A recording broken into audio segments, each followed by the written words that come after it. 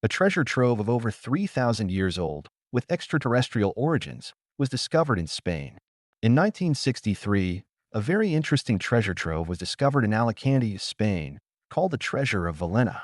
Coming from the Bronze Age 3,000 years ago, the treasure was processed not with metal coming from under the earth, but from iron that fell from the sky from meteorites, everything being plated with gold.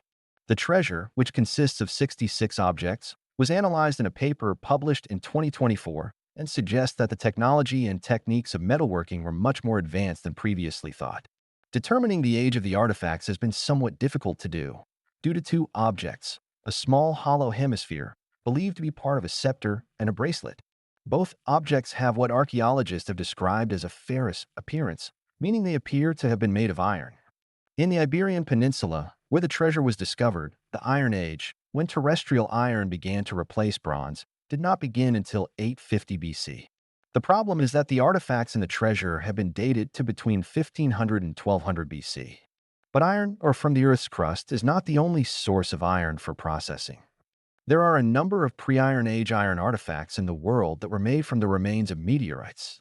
Perhaps the most famous is the meteorite iron dagger of the pharaoh Tutankhamun, but there are other weapons from the Bronze Age that are known. There is one way to tell the difference.